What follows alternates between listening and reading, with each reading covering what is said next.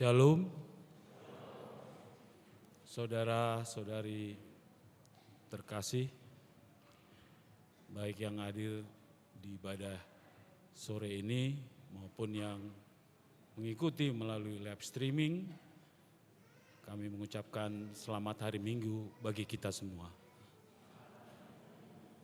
Sebelum kita memulai memasuki ibadah sore ini, marilah kita doa di dalam hati kita masing-masing. Kita berdoa.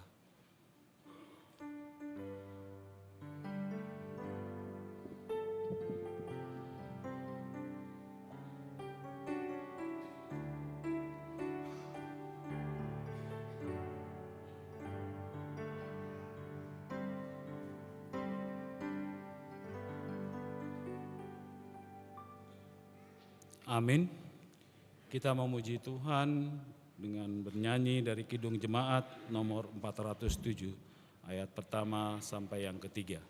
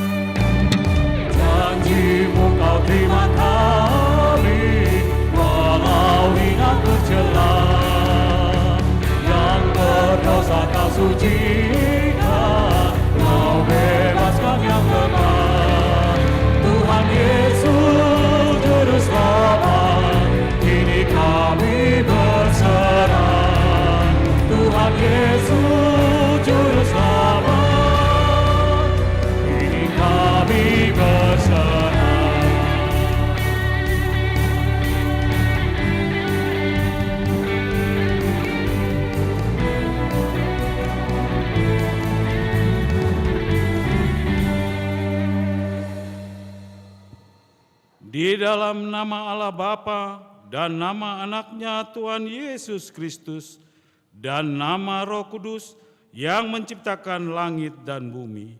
Amin. Bersorak-sorailah bagi Allah, hai seluruh bumi, mazmurkanlah kemuliaannya, muliakanlah Dia dengan puji-pujian, katakanlah kepada Allah, betapa dahsyatnya segala pekerjaanmu, oleh sebab kekuatanmu yang besar, musuh-musuhmu tunduk menjilat kepadamu. Haleluya. Haleluya, haleluya, haleluya.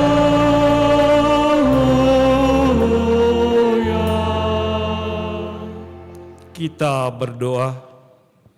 Ya Allah Bapa, berikanlah Roh Kudus ke dalam hati kami, agar kami terhibur karena kebangkitan anak-Mu Yesus Kristus Tuhan kami, supaya iman kami semakin kuat dan penuh pengharapan yang hidup, agar kami selalu mengingat bahwa kami bangkit dari kematian seperti Tuhan Yesus Kristus Tuhan kami. Amin.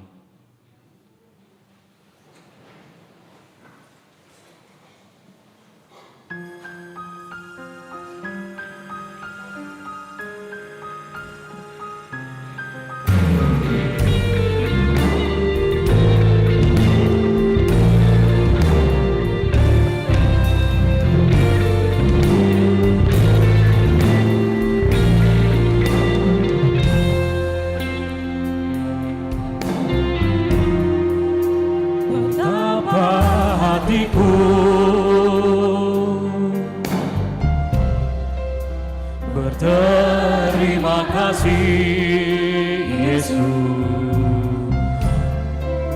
Kau mengasihiku,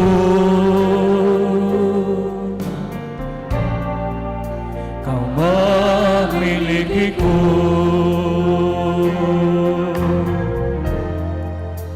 Hanya ini Tuhan persembahanku, segenap hidupku, jiwa dan ragaku, sebab tak ku miliki harta kekayaan yang cukup berarti untuk ku persembahkan. Hanya ini Tuhan permohonanku, terima Tuhan persembahanku, pakailah hidupku sebagai alatku seumur hidupku.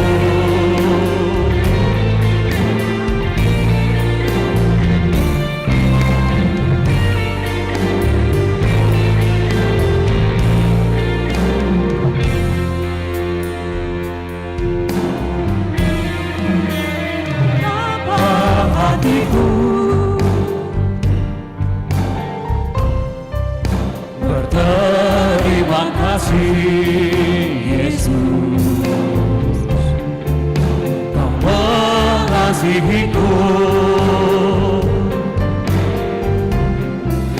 Kau memilikiku.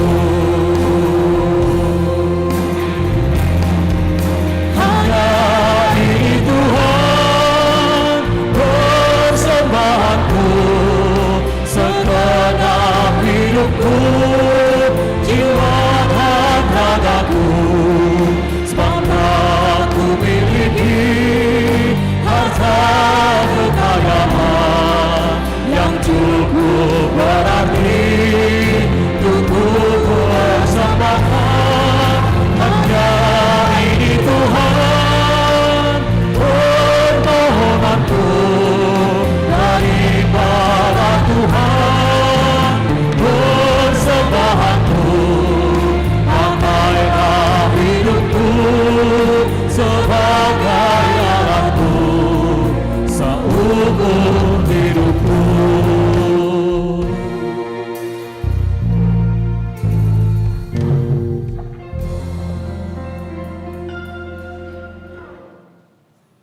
Dengarlah hukum Taurat Tuhan yang diambil dari Yehezkiel pasal 34 ayat 12. Demikian bunyinya.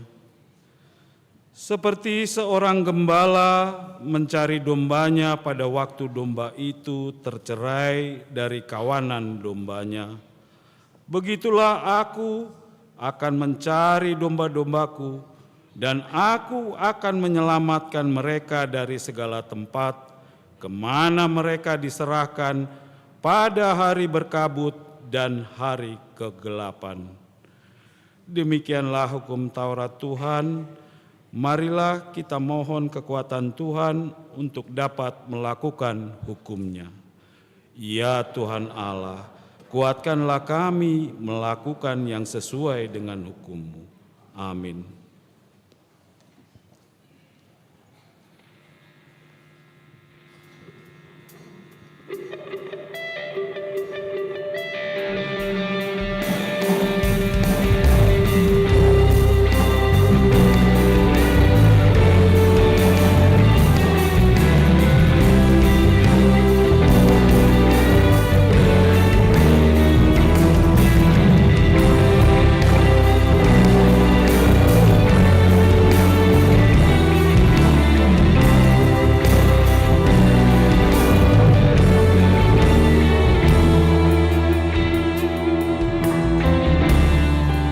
Pujilah aku Tuhan, cobalah aku Tuhan, selidiki batinku dan hatiku,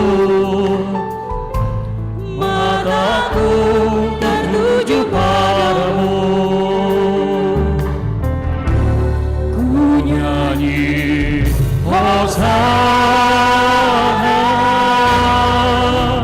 bagi Rajaku yang duduk di tahta. Aku muliakan dan kuagungkan, Kaulah yang disembah. Ku nyanyi Hosana bagi Rajaku yang duduk di tahta. Aku muliakan dan kuagungkan, Kaulah yang disembah.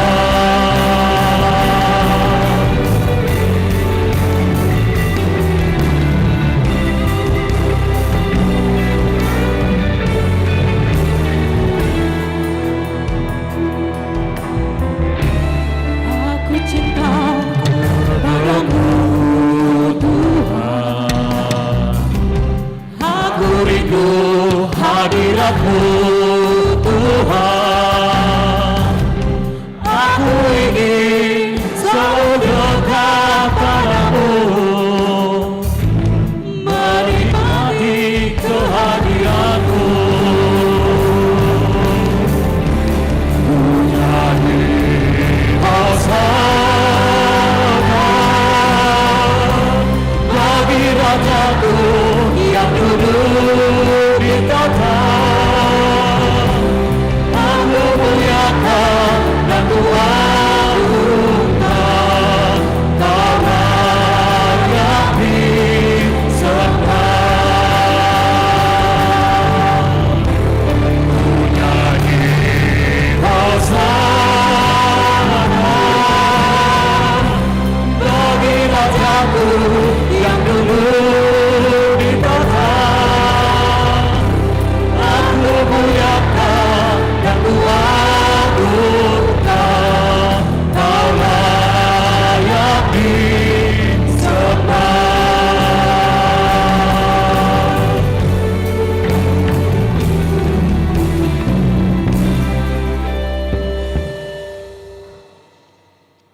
Marilah kita merendahkan diri di hadapan Tuhan untuk mengaku dosa-dosa kita.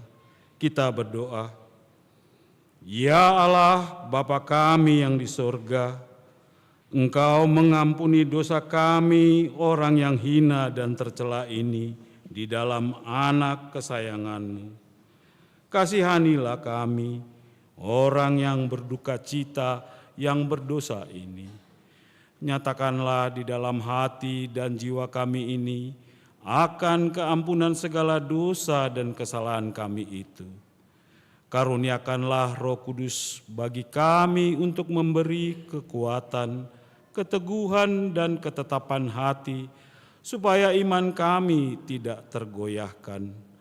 Bimbing dan ajarlah kami ya Tuhan, agar kami benar-benar dan sungguh-sungguh menyerahkan diri, hati dan jiwa kami kepadamu saja sebagai korban yang hidup dan kudus oleh sebab anak-Mu, Yesus Kristus Tuhan kami. Amin.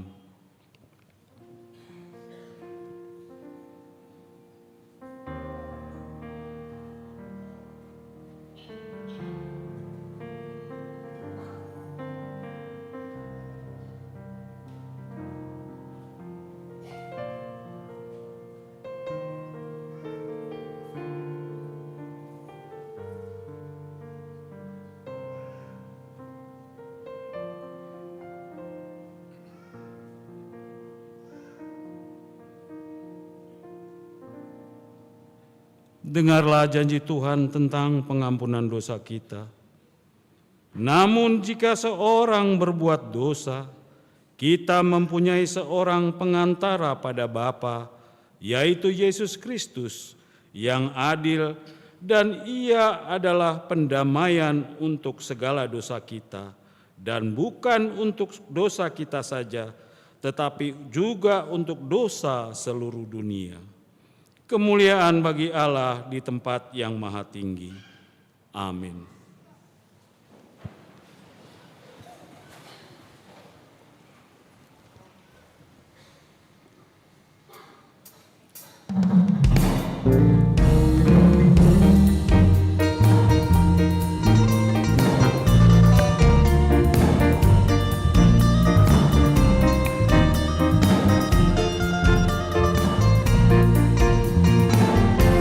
Sekalipun diriku dapat berkata-kata dengan semua bahasa, bahasa manusia dan bahasa malaikat ataupun yang lainnya.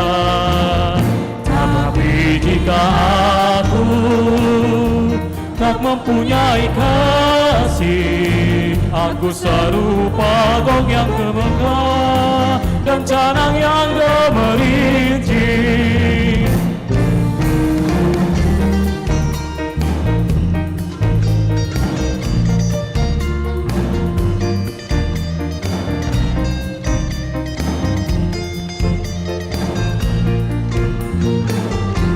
Sekalipun diriku memiliki karunia bernubuat, sekalipun diriku punya iman sempurna untuk pindahkan gunung, tapi jika aku tak mempunyai kasih, tiada berguna lagi diriku, tiada berguna diriku.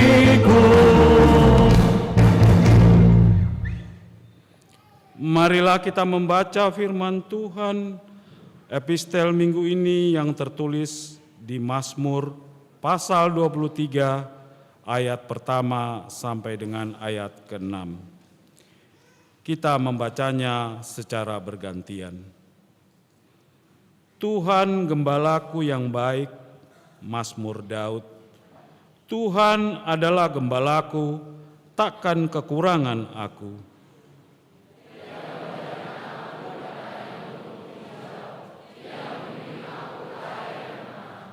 Ia menyegarkan jiwaku, Ia menuntun aku di jalan yang benar oleh karena nama-Nya.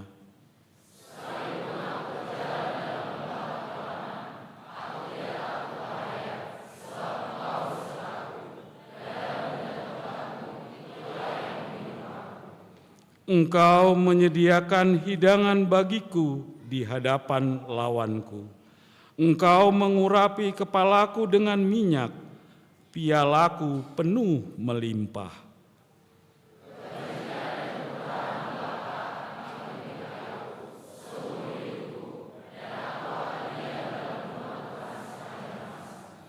Demikianlah firman Tuhan.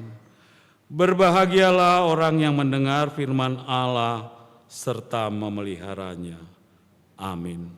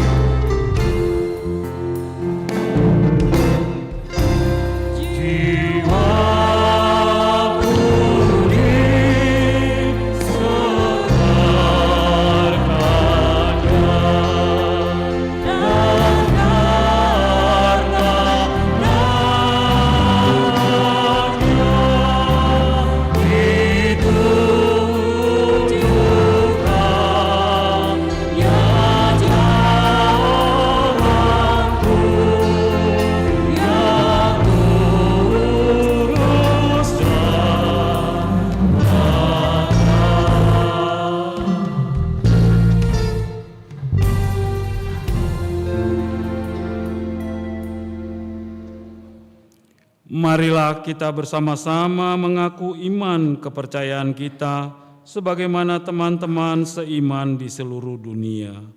Kita bersama-sama mengucapkannya. Aku percaya kepada Allah, Bapa yang Maha Kuasa, Khalik langit dan bumi. Aku percaya kepada Yesus Kristus, Anaknya yang tunggal Tuhan kita, yang dikandung daripada Roh Kudus, lahir dari anak darah Maria, yang menderita sengsara di bawah pemerintahan Pontius Pilatus, disalibkan, mati dan dikuburkan, yang turun ke dalam kerajaan maut. Pada hari yang ketiga, bangkit pula dari antara orang mati, naik ke surga, duduk di sebelah kanan Allah, Bapa yang Maha Kuasa. Dari sana akan datang kelak untuk menghakimi orang yang hidup dan yang mati. Aku percaya kepada Roh Kudus dan adanya satu gereja yang kudus dan am, persekutuan orang kudus, pengampunan dosa, kebangkitan daging, dan hidup yang kekal. Amin.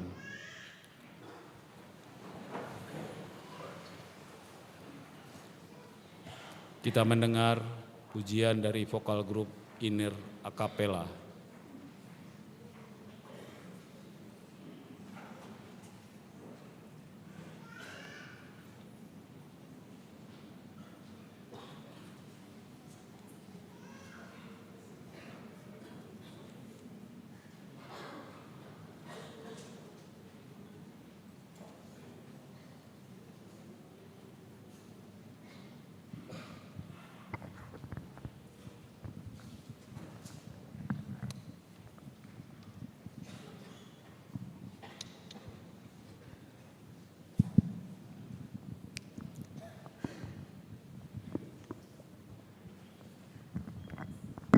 Shalom Bapak Ibu Saudara sekalian.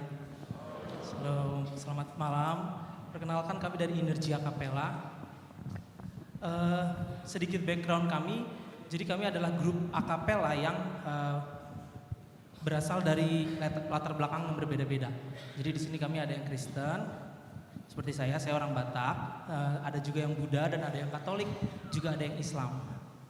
Tapi kita punya kerinduan dan punya komitmen untuk setiap bulan itu ada pelayanan, dan kami sangat merasa bersyukur bisa melayani malam ini di sini.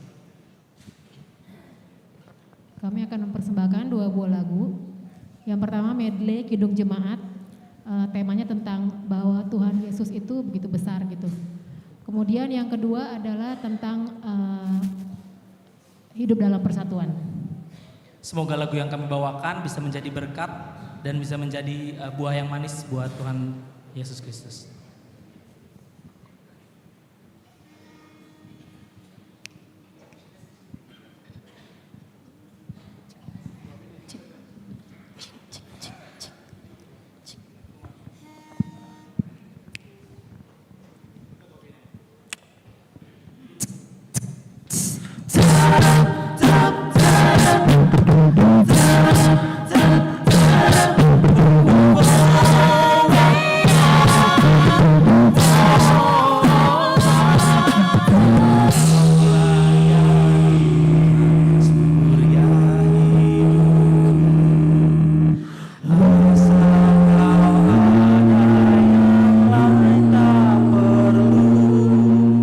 Siang dan malam Engkau kenal, di hadirat jiwaku tenang.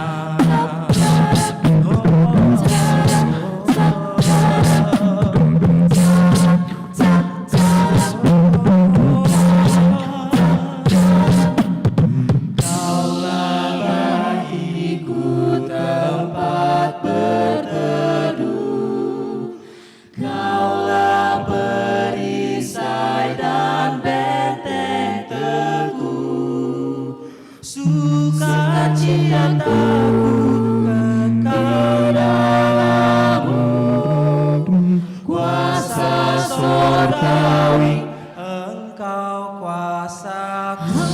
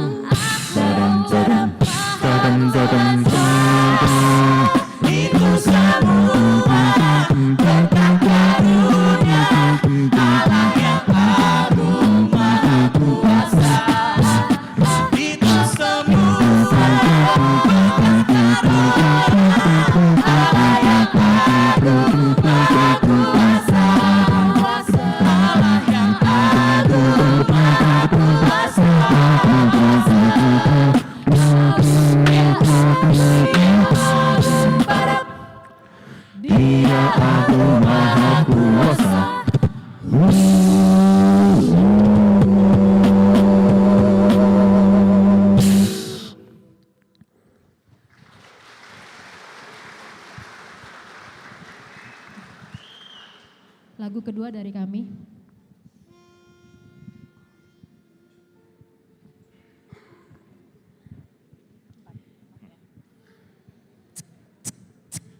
Spirit of the Lord, Spirit of the Lord, Spirit of the Lord, Spirit of the Lord, Spirit of the Lord, Spirit of the Lord, Spirit of the Lord.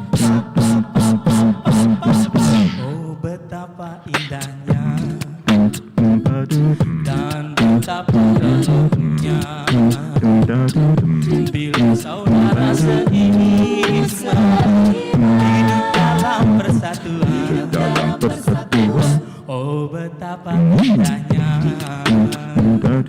dan betapa eloknya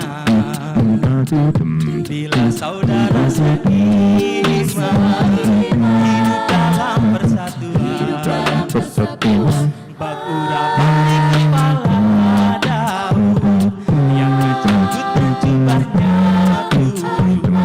seperti ombak yang dari Hermon mengalir ke bukit Sion. Sampai agar tetap berkat dicurahkan kehidupan untuk selamanya. Oh betapa indahnya dan betapa eloknya. Oh betapa indahnya.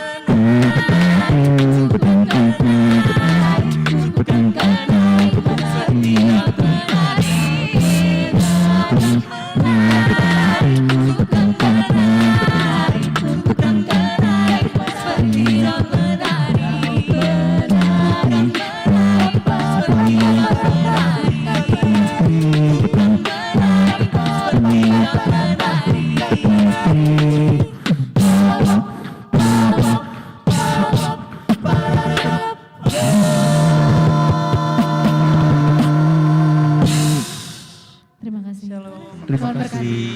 Tuhan berkati.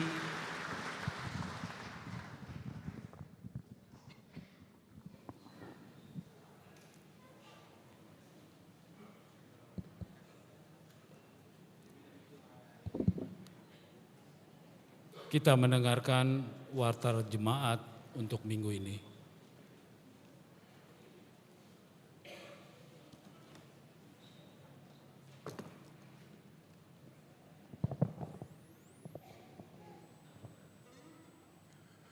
Warta Jemaat di AKBP Stoyo, Riset Stoyo, Minggu tanggal 21 April 2024. Yang pertama, nama dan topik Minggu. Nama minggu kita adalah Minggu Jubilate dengan topik Minggu Yesus Gembala yang Baik. Yang kedua, anak lahir.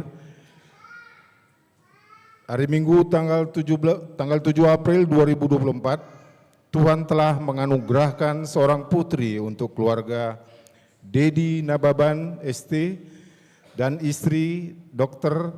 Tata Clarista Lim dari sektor Jatibening, ibu dan anak dalam keadaan sehat. Yang ketiga, anggota jemaat pindah. Mulai hari ini, Minggu, tanggal 21 April 2024, telah pindah keluarga Beri Ferianto Manurung dan istri Anastasia Boru Saragi beserta satu orang anak, pindah jemaat ke Gereja Kristen Indonesia GKI Cawang, Jakarta Timur. Yang keempat, perayaan Paskah KBP Distrik 8 DKI Jakarta. Hari Senin tanggal 22 April 2024, HKBP Distrik 8 DKI Jakarta akan melaksanakan perayaan Paskah bertempat di Gedung Sopo Marpikir mulai jam 9 WIB yang diikuti seluruh pelayan penuh waktu dan keluarga beserta 15 orang perwakilan seksi perempuan. Yang kelima, kebaktian sektor Minggu keempat bulan April. Di hari Kamis tanggal 25 April 2024, gereja kita akan melaksanakan kebaktian di sektor Parserahan.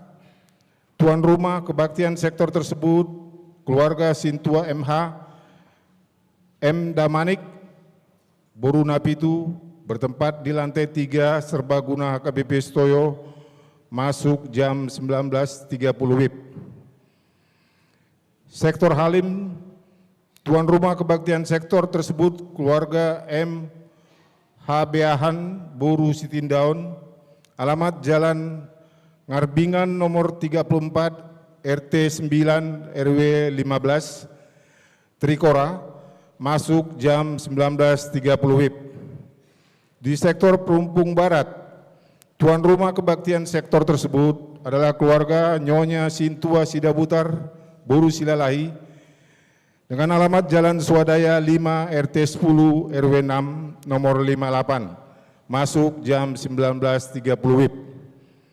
Hari Jumat, tanggal 26 April 2024, gereja kita akan melaksanakan kebaktian di sektor Kampung Makassar. Dengan tuan rumah kebaktian sektor tersebut adalah keluarga S. Butar-Butar, Boru Pardiri, Jalan Marga Mulia nomor 67B, RT 7 RW 5, masuk jam 19.30 WIB. Kemudian di sektor Condet, tuan rumah kebaktian sektor tersebut adalah keluarga Nyonya Sirait, Boru Panggabian, dengan alamat Jalan Bulu nomor 69 RT 10 RW 16, masuk jam 19.30 WIB. Di sektor Jatibening, tuan rumah kebaktian sektor tersebut keluarga Minter Silalahi, Boru Simajuntak, dengan alamat Komplek Jatibening Estate, Jalan Belibis 1, Blok A6 nomor 5, masuk jam 19.30 WIB. Yang keenam, kebaktian bulanan paduan suara Grace HKBP Stoyo. Pada hari Sabtu 27 April 2024, paduan suara Grace HKBP Stoyo akan melaksanakan kebaktian bulanan bertempat di rumah keluarga Nyonya Turnip L. Boru Sinaga dengan alamat Jalan Sumatera nomor 54 RT 2 RW 14 Cipinang, Bali. Yang ketujuh, periodisasi sesuai dengan aturan peraturan HKBP tahun 2024 adalah tahun periodisasi dihimbau kepada seksi kategorial untuk melaksanakan periodisasi yang dipimpin oleh Ketua Dewan Koinonia dengan batas waktu sampai dengan tanggal 20 April 2024. Hari Selasa, tanggal 30 April 2024, sekaligus sermon Parhalado akan dilaksanakan rapat Parhaladu Partohonan untuk memilih Dewan Koinonia, Marturia, Diakonia, Sekretaris Huria, Bendahara Huria, dan Parartaon. Yang kedelapan, sumbangan. Telah diterima sumbangan dari Paduan Suara Gloria KBP Stoyo, bunga altar pada pelayanan Minggu 21 April 2024 dalam rangka ulang tahun Paduan Suara Gloria ke-20. Untuk lengkapnya warta ini dapat kita baca di warta cetak dan barcode yang telah disediakan gereja. Demikianlah warta kita untuk minggu ini. Paduan Suara Grace.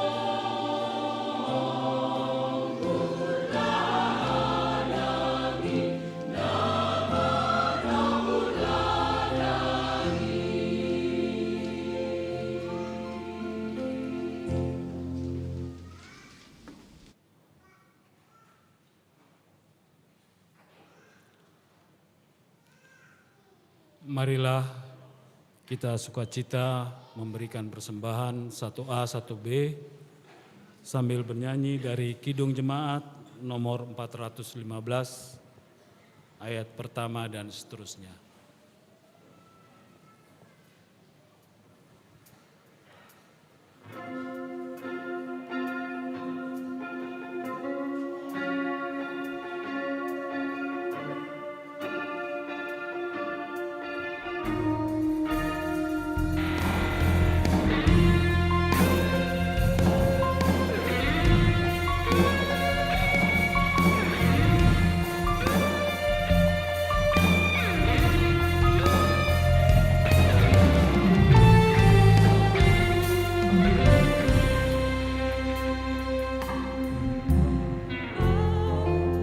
Bersulingan merdu membimbing aku pada air tenang dan membalikan aku berteduh di padang rumput hijau berkeran.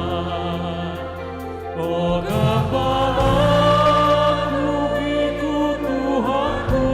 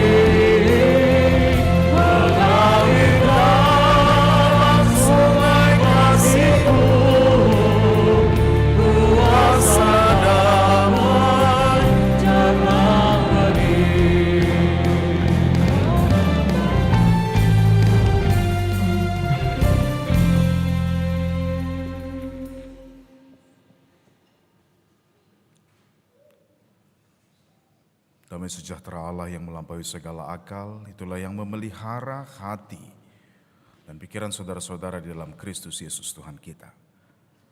Amin. Jemaat yang dikasihi Tuhan, kabar gembira, kabar sukacita, kabar baik bagi kita di Minggu Paskah Jubilate.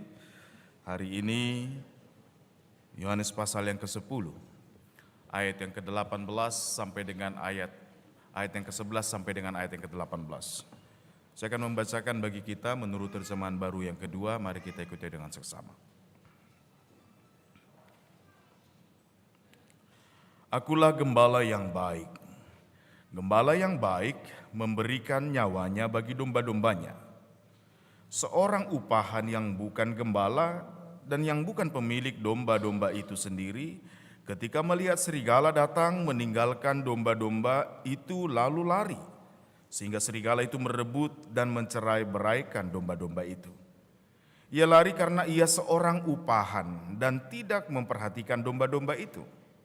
Akulah gembala yang baik, dan aku mengenal domba-dombaku, dan domba-dombaku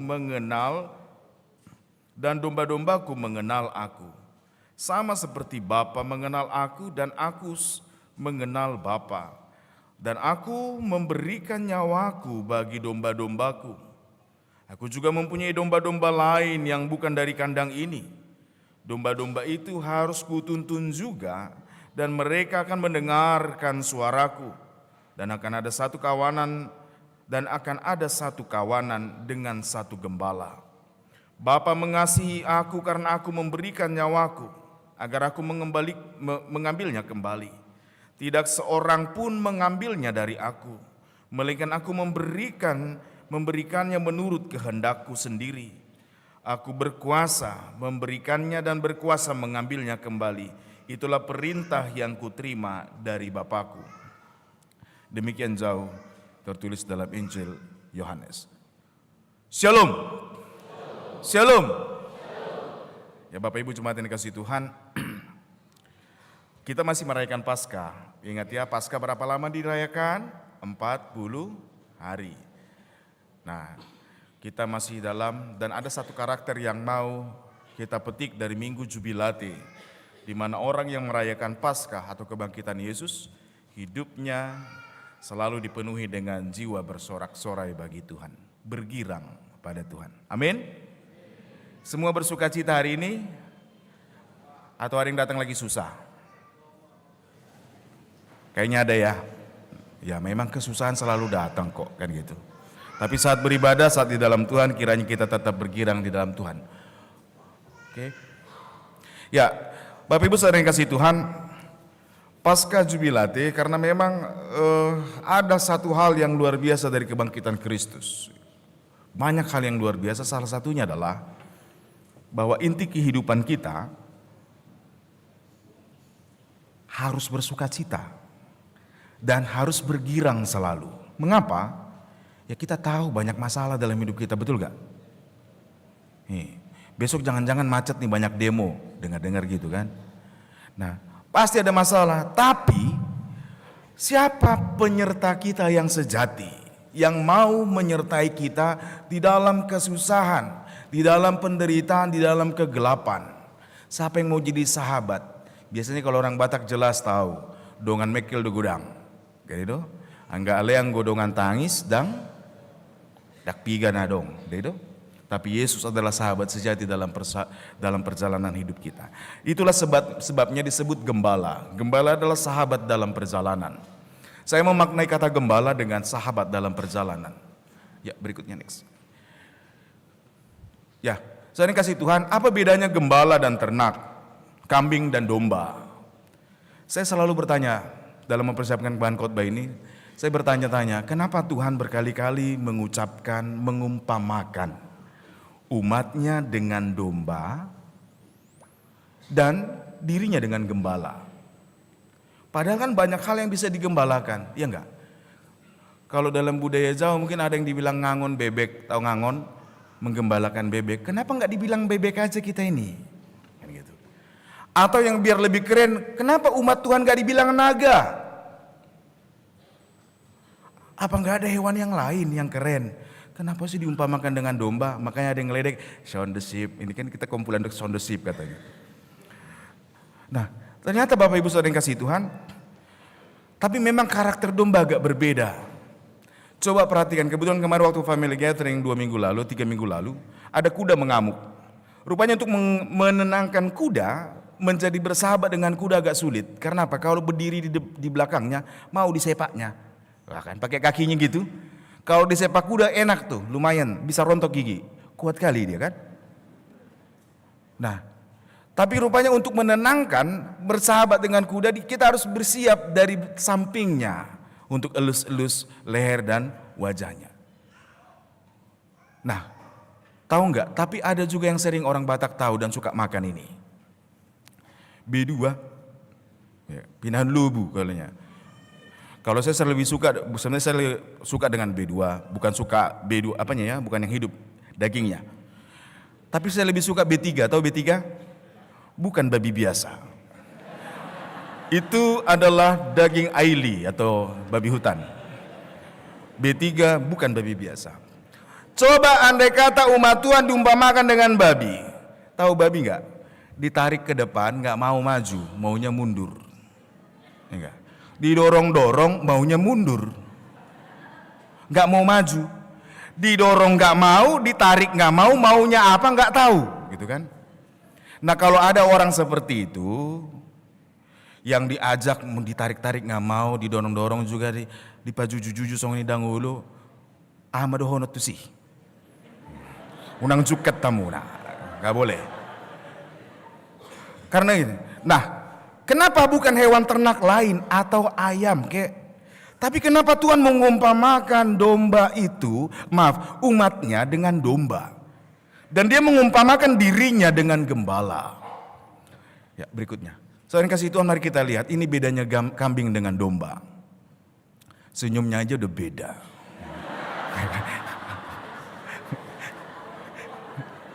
Senyumnya aja udah beda, ya kan? Nah ternyata domba dengan kambing memang spesies yang berbeda. Spesies yang berbeda. Jadi kromosomnya domba itu cuma 54. Kalau kambing 60. Dan ini 2 spesies yang berbeda. Tapi kalau dikawinkan bisa enggak? Enggak bisa. Karena apa? Yang terlahir nanti itu spesies yang infertile atau yang lemah sekali. Karena 2 spesies yang berbeda, jadi jangan paksa kawin kambing dengan domba. Ya kan? Kalian domba Allah, jangan pilih kambing. Oke? Jangan pilih kambing. Kambing itu hewan yang juga, bukan karena jenggotnya ya, untung saya sudah cukur jenggot tadi. Kambing juga troublemaker, karena apa? Dia cenderung manipulatif dan ingin mendominasi. Kambing dan domba sangat berbeda. Domba itu punya pendengaran yang sangat baik. Dia sangat baik mendengar. Tapi dia punya penglihatan yang buruk. Nah, saudara yang kasih Tuhan, kambing dan domba berbeda. Kalau dipaksa kawin yang lahir namanya kanda. Kambing domba. Dan itu pernah ada terjadi. Sama seperti jikalau singa dengan harimau yang beda spesies itu dikawinkan namanya lion tiger. Kalau jantannya, dan itu juga yang infertile, gak bisa. Dan suatu kejahatan kalau memaksa kawin 2 spesies yang berbeda. Oke? Nah, jadi kalau ada yang perasaan senior maunya dipanggil kanda, oh panggil aja kanda nggak apa-apa. Kambing domba gitu kan. Jadi jangan perasaan senior kali lah, jangan bangga dipanggil kanda, nggak tahu kambing domba gitu kan. Nah, sering kasih Tuhan. Tapi ada yang menarik lagi, domba itu tidak punya kemampuan navigasi yang baik. Bahkan membedakan tingkat tangga juga agak sulit. Maka dia akan mudah jatuh, mudah terjebak ke dalam lubang. Makanya berapa kali Tuhan Yesus pernah mengumpamakan ketika dicela oleh orang Farisi, orang pemuka agama. Kenapa kamu menyembuhkan orang dalam hari Sabat? Tuhan Yesus mengumpamakan gini, siapa dari antara kalian yang jikalau dombanya jatuh di hari Sabat tidak menolong itu? Karena apa? Domba butuh ditolong. Kambing lebih pinter, senyumnya juga manis sekali kan, tapi senyum bandot itu nggak tulus. Hati-hati sama bandot, ya. Nah, saudara yang kasih Tuhan, tapi kalau kambing punya daya navigasi, dilepas pagi tahu pulang pagi, dilepas pagi tahu pulang sore. Domba nggak tahu. Dan juga karena itulah domba, tapi ada hal yang penting lagi. Berikutnya, ya, domba dia punya pendengaran yang baik, maka dia akan mudah mengenali dengan pendengaran.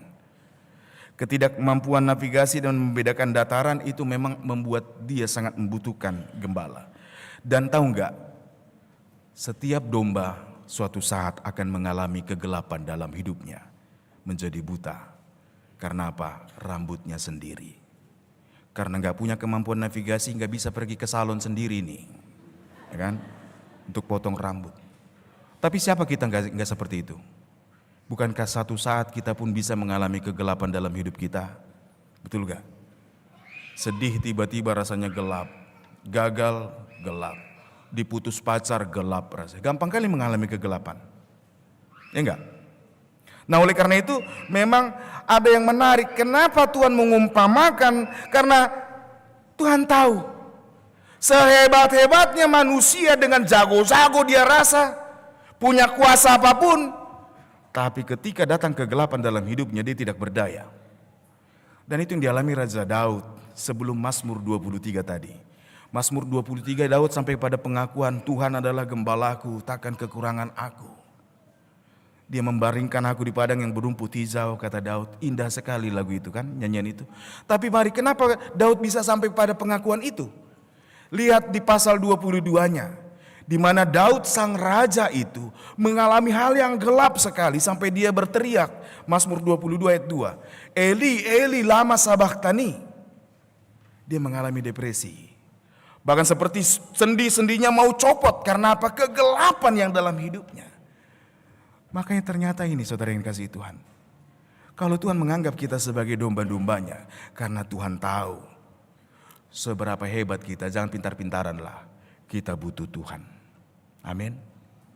Dan dasar kita untuk berbahagia karena Allah kita, Yesus Kristus adalah gembala kita. Berikutnya. Dan oleh karena itu mari kita lihat, ternyata gembala adalah pemelihara hidup. Kehidupan yang dipelihara beda dengan peternak.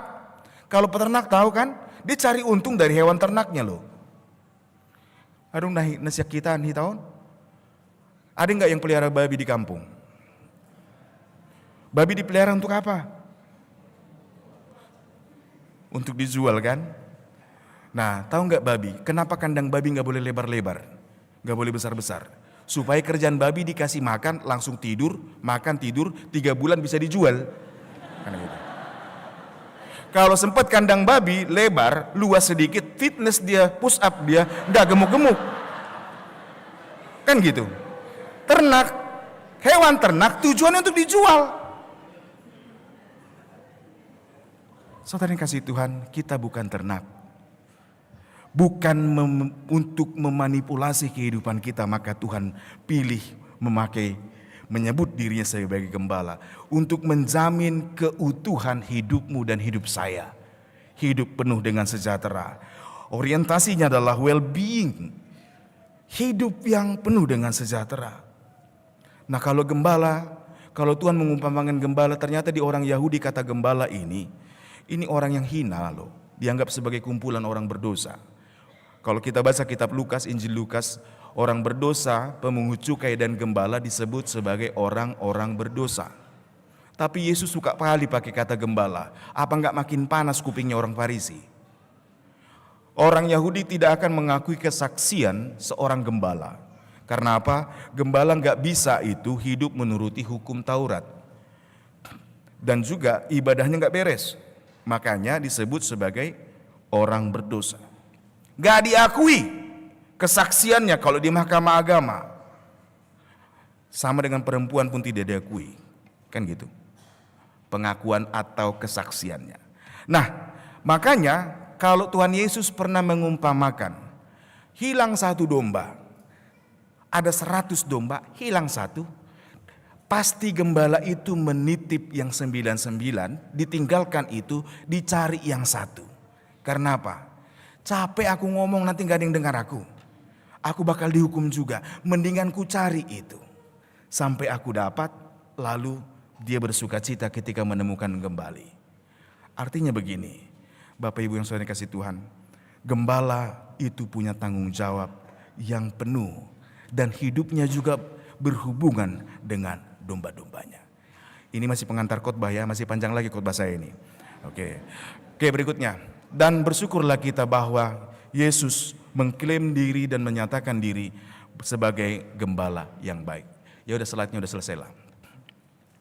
Nah, saudara yang kasih Tuhan, ketika Tuhan Yesus mengatakan, "Akulah gembala yang baik." Gembala yang baik, dia memberikan nyawanya. Tapi mari kita lihat. Dan memang benar, kalau orang disebut baik, karena memang dia memiliki kualitas yang gak bisa pura-pura. Ya enggak? Kambing bisa pura-pura, tapi gembala enggak akan pura-pura. Dia akan memberikan nyawanya, dan dia sudah lakukan di kayu salib loh. Saudara yang kasih Tuhan, tanya semua kesatria, tanya semua orang hebat, semua yang pernah menaklukkan dunia, satu yang gak bisa ditaklukkannya. Apa itu? Kematian. Makanya semua paling takut dengan kematian. Mau pahlawan sehebat apapun itu, dia takut menghadapi kematian. Bahkan menjelang kematian itu sangat membuat orang susah. Karena kematian ditakuti. Dan itu ketakutan kita paling besar, bukan? Saudara yang kasih Tuhan, Yesus menghadapi lawan kita loh. Dia mengalahkan kematian dengan memberi diri terlebih dahulu, tapi dia buktikan dia hidup. Yang mau dikatakan gini, kalau kita takut mati, dan semua Tuhan tahu ini ketakutan kita dan kegelapan kita. Saudara yang kasih Tuhan, berita sukacita. Siapa yang pernah melewati kematian, percayakan perjalananmu melewati itu bersama dia yang sudah lewat. Amin. Tuhan yang sudah menang melawan itu. Kalau gitu lebih baik engkau berserah kepada Kristus. Karena dia yang sudah memberikan dan membuktikan. Melewati dan tetap hidup. Ini semangat Paskah. Sehingga apapun dalam hidup kita ini, domba Allah ketika melewati kesusahan. Makanya Daud menggambarkan tadi, sekalipun aku berjalan di lembah kekelaman, tongkatmu dan gadaku itu yang meneguhkan atau yang menghibur aku. Saudara kasih Tuhan, Tuhan telah hadapi itu. Tuhan telah memberikan itu. Dengan kata lain gini, kalau kita tahu fungsi gembala tadi yang dinyanyikan di Amang Paragenda dan kita baca bersama, Tuhan adalah gembalaku, takkan kekurangan aku. Kalau dia memelihara kehidupan, berarti dia harus menyertai kita, bukan? Penyertaan Tuhan itu nyata. Saudara yang kasih Tuhan, saya selalu mengumpamakan tadi dengan di awal khotbah saya katakan, gembala dengan istilah sahabat dalam perjalanan. Benar. Ketika dalam berjalan, saat lelah, sendiri, yang kita butuh adalah teman. Domba siapa yang menemani menghadapi masalah besar? Lawan dan serigala. Yang mau memangsanya? Gembalanya. Dan ketika dia menghadapi tantangan itu, apa yang dilakukan domba? Duduk-duduk tenang-tenang, angkat-angkat kaki sambil main game? Enggak. Harus dengar suara gembala. Karena apa? Dia yang menghadapi persoalan, saya harus berdiri di belakang dan mengikuti dia. Ini mau dikatakan. Kalau kita percaya Yesus adalah gembala kita dan kita sepatutnya bersyukur Yesus gembala kita. Saudara yang kasih Tuhan, satu hal yang perlu kita ingat sebagai domba-domba Allah. Kita perlu kenali suaranya. Oke? Kenali suara Tuhan Yesus. Karena apa? Terlalu banyak kebisingan. Bedanya voice dengan noise, tahu kan? Bising itu yang mengganggu betul-betul. Tapi untuk mengenali butuh pendengaran yang baik. Mengenali suara supaya apa? Kita bisa dituntun dalam perjalanan yang bahkan melewati kesusahan. Yang pertama sekali sebagai domba Allah, mari kita ingat, kita perlu mengenal suara Kristus. Di mana isi suaranya jelas, kasih yang nyata dalam kehidupan kita. Saya kasih Tuhan, sekarang banyak kali suara-suara yang aneh. 2 minggu terakhir ini saya ada tontonan yang serius yang saya lihat. Dan hati saya terganggu, maaf bukan terganggu, jiwa saya bukan yang terganggu ya, bukan jiwa saya. Dia di Australia seorang bishop atau uskup, Marmari Emmanuel, ditikam ketika memimpin ibadah. Dan ketika memimpin ibadah di gereja Assyrian Orthodox, gereja berbahasa Arab. Nah, saat itu terjadi, wah, begitu dekatnya ternyata ancaman kepada orang Kristen. Tapi jangan lupa di Indonesia beberapa tahun ini juga terjadi kan, di Bekasi, di mana-mana. Jangan kita pikir kita enak-enak sebagai domba Allah. Enggak, benar yang dikatakan Tuhan Yesus. Kita seperti masuk ke dalam tempat di mana kawanan serigala ada. Kita perlu mendengar suara sang gembala. Amin. Dan tontonan kedua adalah seorang pendeta cium tangan Yusuf Kala. Kan gitu. Ini sangat memalukan. Ini live streaming. Dan saya harus katakan, kenapa keluar tentang perpuluhan? Kenapa enggak jujur dengan ajaran Kristen bahwa Yesus telah membayar persembahan itu dengan lunas? Bukankah banyak sekarang yang mengaku gembala memperkaya diri dengan istilah perpuluhan? Kan gitu. Dan akhirnya kena persoalan cium tangan seorang Yusuf Kala. Nah, saudara yang kasih Tuhan, mari kita lihat. Gembala bukan soal orang yang memimpin, tapi Allah yang memimpin hidup kita. Oke? Dan sebagai umat Tuhan, domba kawanan domba Allah, kita perlu kenali suara Yesus. Dan jangan lupa, kita baru-baru ini juga dihebohkan dengan istilah apa? Kristen progresif. Ya, bukan cuma pajak, ada progresif Kristen juga. Bukan cuma partai politik, ada perjuangan di belakang. Ntar lagi juga muncul Kristen perjuangan. Macam-macam, gitu kan. Dari bagaimana saya mengenali Kristus, kenali ajaran yang berasal dari Rasul dulu. Dan yang kita hidupi sekarang. Ajaran yang benar itu perlu kita kenali. Supaya kita mengenali suara Tuhan. Kalau gitu, gereja bukan sekedar gereja. Memang mau belajar dari firman Tuhan. Alkitab bukankah sudah diterjemahkan ke dalam banyak bahasa, termasuk bahasa kita? Kalau kemarin bahasa, tiba-tiba muncul orang mengatakan, ada kontradiktif antara Alkitab dalam satu ini. Buktikan kontradiksinya dari dulu ini. Dan saya belajar tafsir. Segala teks ilmiah atau cara ilmiah, teori ilmiah untuk membedah Alkitab, kita akan selalu temukan kebenaran kok. Tiba-tiba ada orang bilang kontradiksi. Mana? Kalau ada yang bilang Alkitab sudah dirubah, saudaraku jangan percaya. Manuskripnya masih banyak. Diterjemahkan ke dalam berbagai bahasa supaya kita semua dapat beroleh kasih karunia. Naing dohonos songonon. Sayang kali minyak kita itu, Alkitab diterjemahkan, gereja boleh beribadah, tapi kita nggak mau mendengar jelas mengenal suara Tuhan. Supaya hidupmu tetap bersukacita dan bergirang dalam Tuhan, kenalilah suara Kristus. Bagaimana baca Alkitab? Ketika firman Tuhan dibicarakan, dengar baik. Ketika diperbincangkan dan dipelajari bersama, ada saat PA pertangyangan, ikuti.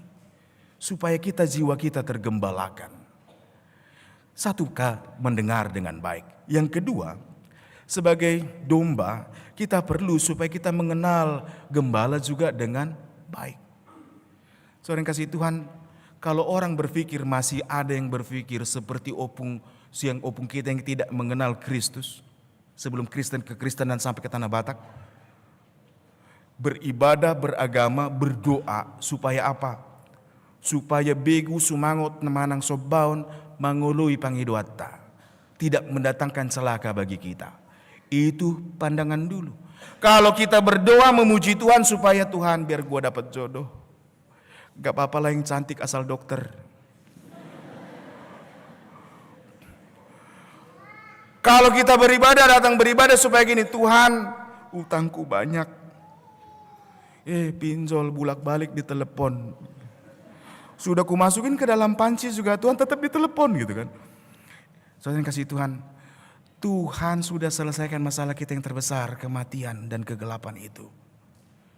Jangan buat Tuhan juga kita beragama, membuat Tuhan seolah-olah Tuhan selesaikan soal-soal kita yang remeh-temeh. Bukankah dia lalui beri contoh sampai kayu salib dengan taat? Masa kakimu kesandung aja bilang Tuhan Yesus? Tanganmu kejepit, Tuhan Yesus tolong aku. Ya kan? Tapi sama temanmu kau bilang pinjam dulu 100.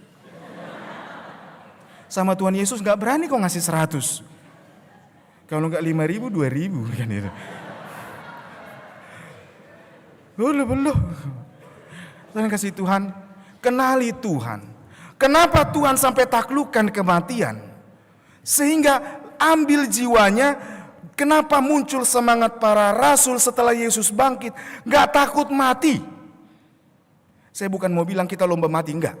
Tapi saya mau bilang gini, sampai memperjuangkan, memberitakan tentang Yesus sampai kemanapun, bahkan dihukum mati, tidak takut. Karena apa? Dia tahu, kita hidup karena Tuhan. Amin. Jadi kalau masalah sedikit gara-gara sakit gigi, Tuhan sakit banget. Tega Tuhan bikin aku sakit gigi. Ditinggal pacar, nyala-nyalahin Tuhan. Ya kan? Tuhan Yesus, coba lihat. Makanya pandang Yesus disalib. Bukankah betapa malunya kita melihat Yesus sampai disalib, ditelanjangi. Kok ini baru ditinggal pacar langsung. Ya Tuhan gak apa-apalah. Apa kambing pun jadilah. Tuhan saudara yang kasih Tuhan. Taulah, kenalilah. Dalam persoalan dan dalam perjalanan yang kelam. Kalau kita yakin Tuhan sumber hidup kita. Dia gembala kita. Yang beserta kita melewati saat-saat susah itu. Saat semua orang meninggalkan, Yesus tidak akan meninggalkan. Saat semua orang terdekat bahkan mengusir dan meninggalkan kita. Seolah-olah saya berdiri sendiri. Yesus menjanjikan penyertaannya, bukan? Karena dia adalah gembala kita. Yang perlu kita kenali adalah kehadiran Tuhan dengan cara yang ajaib. Laluilah, lewati dengan iman. Iman yang penting. Oleh karena itu firman Tuhan yang kita dengar, kita pelajari, biar itu tinggal di dalam hati. Walaupun kita belum mengerti hari ini. Saya baca Alkitab hari ini tapi belum mengerti maksudnya. Kelak engkau akan mengerti ketika melewati perjalanan. Bukankah kita semakin mengenal karena kita hidup bersama atau karena sering berjumpa? Itu dia. Saya pernah tanya, kenal Pak Jokowi enggak? Kenal. Tapi Pak Jokowi kenal kamu enggak? Enggak. Ketemu pernah enggak? Enggak. Ini maaf saya lupa matiin. Ya, saudara kasih Tuhan. Makanya lihat, suami istri, pengantin baru, kalau ada pengantin baru, kalau mulai-mulai berantem jangan langsung tinggalkan suamimu atau istrimu. Ini masa pengenalan. Kalau waktu pacaran kelihatannya bagus-bagusnya doang, kan gitu. Kalau sudah berkeluarga, disitulah cinta bukan soal perasaan lagi. Tapi cinta soal komitmen, panggilan hidup, kesetiaan, pengampunan. Di situ saya butuh Tuhan, mengenal kasih Tuhan untuk boleh saling mengampuni suami dan istri. Amin. Jadi kalau baru ditinggal pacar, lihat pergumulan orang yang baru kawin loh. Pasti ada dua orang berbeda. Jangan bilang, aku udah umur segini belum kawin-kawin. Gak usah sedih hatimu. Saya umur 33 kawin. Umur 33 tahun. Karena sudah diancam juga. Kan gitu. Tuhan Yesus mati disalibkan umur 33. Kalau enggak kawin juga kau mati kau kusalibkan katanya. Biar sama kau kayak Tuhan Yesus nindak. Saudara kasih Tuhan, gak usah takut dikejar umur. Hidup bukan soal capaian-capaian kita, bukan. Tapi hidup adalah soal saya mengalami Tuhan dalam hidup saya, perjalanan hidup saya. Sehingga tantangan apapun, dan ini ketangguhan kita, pengalaman itu akan membawa kita kepada pengenalan yang baru. Oleh karena itu mendengar, mengenal. Yang berikutnya saudara yang kasih Tuhan, perjalanan hidup tidak selalu enak, benar. Makanya Tuhan menyertai. Dan dia tahu kita gak bisa sendiri. Domba gak bisa hidup sendiri, bukan? Kalau kau merasa domba Allah, jangan pernah merasa hidupmu milik sendiri, dunia milikmu. Oke? Karena domba gak manipulatif, domba gak egois. Domba akan hidup dalam kawanan. Saya butuh teman sepersekutuan. Saya butuh kumpulan. Saya butuh orang lain. Itu dia. Dan saya digembalakan bersama dengan domba yang lain. Saya digembalakan bersama domba yang, contohnya seperti ini. Kalau sudah ada kawanan domba, lahir domba baru, domba yang masih muda. Bagaimana domba itu belajar ketaatan, belajar mendengar, mengenal suara gembalanya? Bukankah dari orang yang sudah di dalamnya? Kan gitu. Oleh karena itu sangat penting, saudara yang kasih Tuhan, biarlah setia dalam persekutuanmu. Kalau ada perkumpulan, saat kita belajar firman Tuhan, nggak enak orangnya gini. Ih, apalagi gaya mulu. Saya insecure. Kalau ngelihat dia cakep banget sih kayak Korea. Padahal aku kayak Toba banget gitu kan. Kalau ada orang Batak wajahnya kayak orang Korea, nggak usah insecure. Gennya yang salah bukan gen kita. Kan Molohita kan marsui-sui do bohita kan itu. Kalau ada kayak orang Korea bukan salah kita, tapi salah dia lah itu. Maksud saya gini, ngapain iri dengan orang lain? Ngapain merasa tidak nyaman melihat keberadaan orang lain? Bukankah Tuhan mengasihi dia sama seperti Tuhan mengasihi saya? Tuhan bukan lebih cinta dia dan tidak mencintai saya. Kasih Tuhan nyata buat kita semua. Bersekutulah. Tapi ada yang berantem nih. Berantem memang pendeta gak seperti domba lagi. Udah seperti serigala berbulu domba katanya. Kayak ayam adu ayam. Soalnya kasih Tuhan tidak ada persekutuan. Tapi Tuhan tahu persekutuan yang ideal adalah hidup dalam Kristus. Satu seperti Bapa dan Kristus satu. Tapi dalam persekutuan kita belajar menghidupi persekutuan yang ideal itu. Dengan cara apa? Mengasihi orang dalam kelemahannya sekalipun. Ya kan? Sebagaimana saya mau dimaklumi, kita belajar memaklumi orang. Sebagaimana saya perlu diperhatikan, kita belajar memperhatikan orang. Persekutuan sebagaimana saya mau mendoakan, mau didoakan, mendoakan saudara seiman. Itu pentingnya bersekutulah di dalam kasih Kristus. Seperti kawanan domba Allah. Dan di situ akan digembalakan. Apalagi sebagai warga gereja. Soalnya kasih Tuhan memakai juga gereja sebagai wadah penggembalaannya.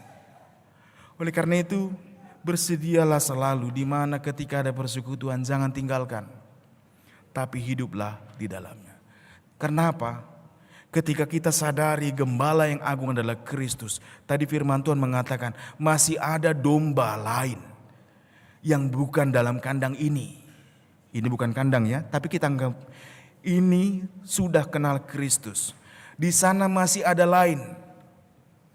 Tapi Tuhan akan panggil itu. Siapa yang mau Tuhan pakai? Bukankah ketika ketaatan kita bersama akan menarik semua orang? Saudara yang kasih Tuhan, kalau orang yang mau digembalakan itulah yang bisa menggembalakan.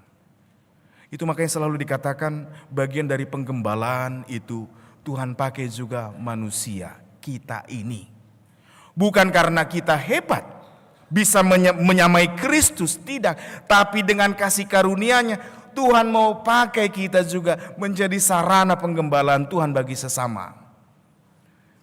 Kerennya kalau dulu bilang ini dengan jabatan, ini bukan soal jabatan, enggak, untuk memelihara kehidupan. Nah, oleh karena itu mari kita ingat kalau Tuhan mau pakai kita menjadi sarana bagi Tuhan menyatakan kasih dan kemurahan-Nya. Saudara kasih Tuhan, ingat enggak dengan Petrus yang menyangkal Yesus? Ketika Tuhan Yesus mau naik ke surga, Petrus ditanya oleh Tuhan Yesus, "Petrus, apakah engkau mengasihiku?" Petrus jawab, "Aku mengasihi engkau Tuhan." Kalau gitu, gembalakanlah domba-dombaku. Tapi Petrus kaget, Tuhan Yesus nanya lagi, pertanyaan yang sama. "Petrus, apakah engkau mengasihiku?" "Tuhan, aku mengasihi engkau." Mulai bingung. Untung bukan orang zaman now Petrus. Kalau Petrus orang zaman now bilang, apaan sih bolak-balik gitu kan.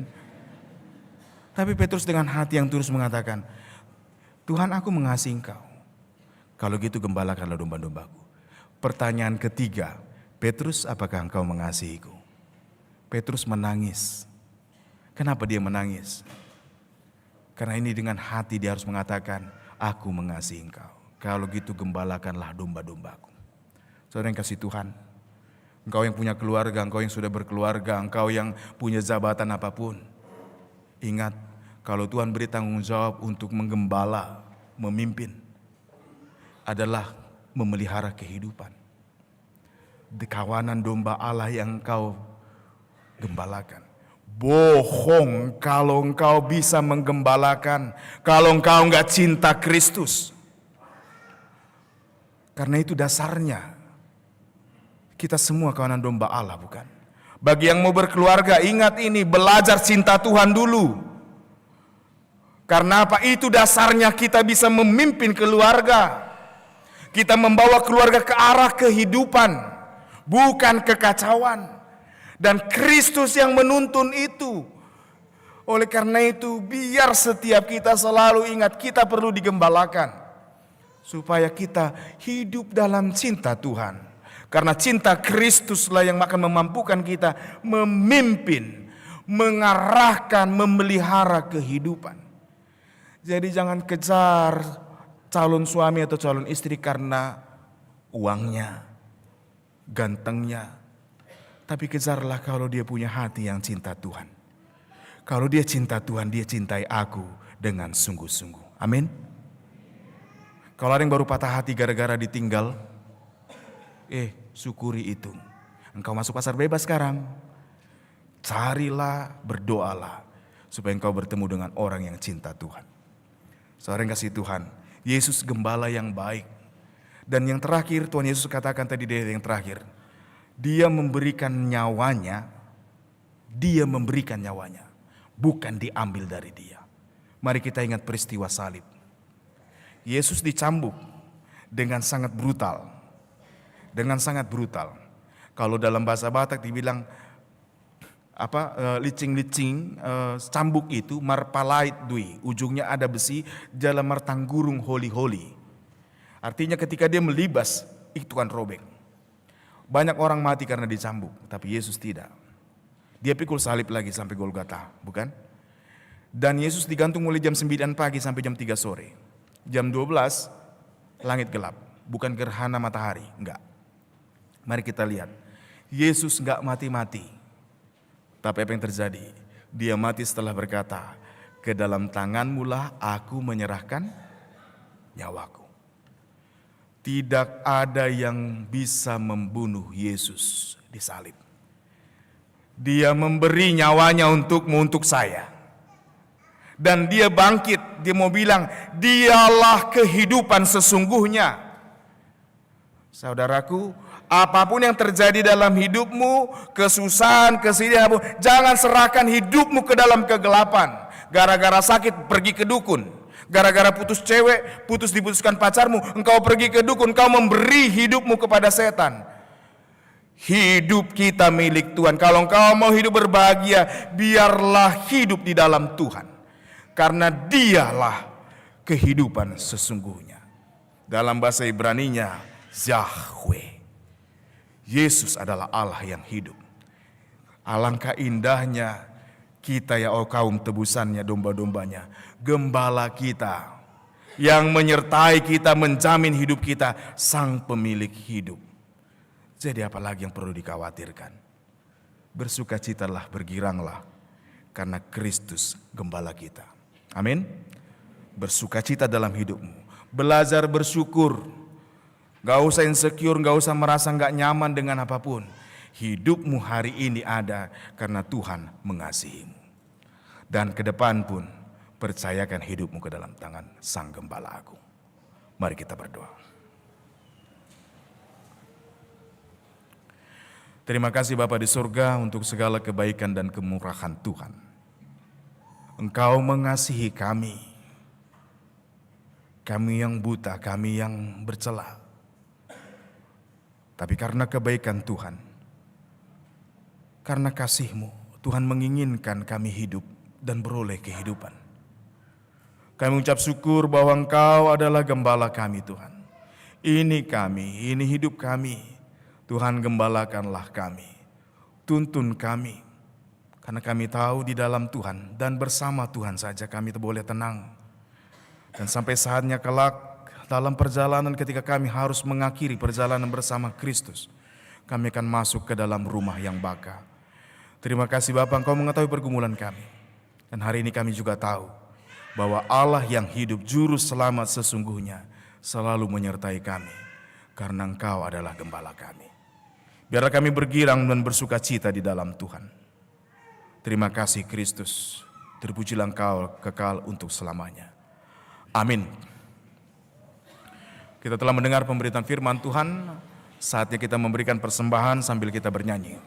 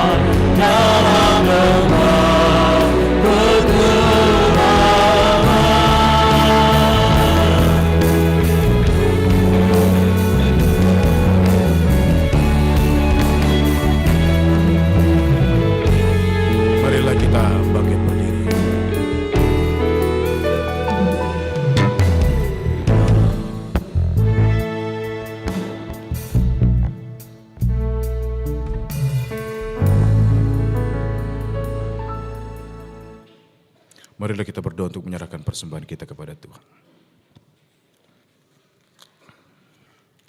Ya Allah Bapa kami yang di surga, kami mengaku bahwa Tuhan adalah sumber dari segala karunia yang melimpah dalam kehidupan kami masing-masing. Sebagian daripada karunia itu kami serahkan kembali sebagai persembahan kepada Tuhan. Terimalah dan berkatilah persembahan umat-Mu ini, agar dapat kami pergunakan untuk pekerjaan dan pelayanan kerajaan Tuhan di dunia ini. Bukalah hati kami untuk mengenal betapa banyak berkat dan karunia yang kami peroleh dari Tuhan, supaya kami senantiasa bersyukur kepadamu di dalam nama Yesus Kristus Tuhan kami. Amin.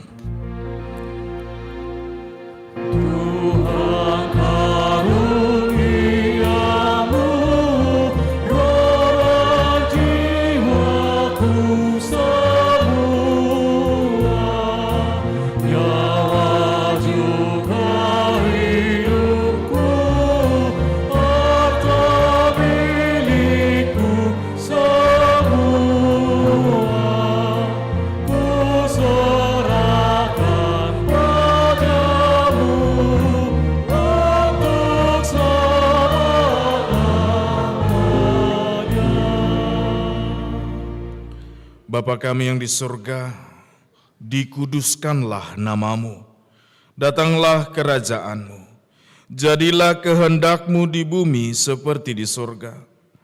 Berikanlah kami pada hari ini makanan kami yang secukupnya, dan ampunilah kami akan kesalahan kami, seperti kami juga mengampuni orang yang bersalah pada kami. Dan janganlah membawa kami ke dalam pencobaan, tetapi lepaskanlah kami dari yang jahat.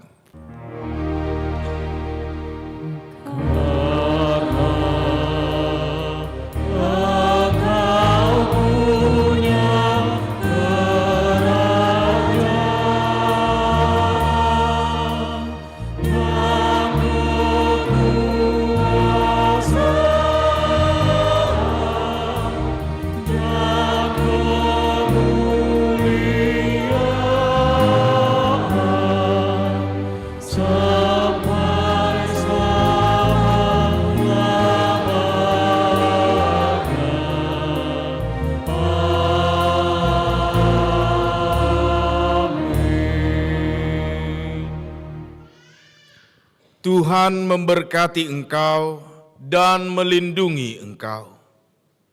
Tuhan menyinari engkau dengan wajah-Nya dan memberi engkau kasih karunia. Tuhan menghadapkan wajah-Nya kepadamu dan memberi engkau damai sejahtera.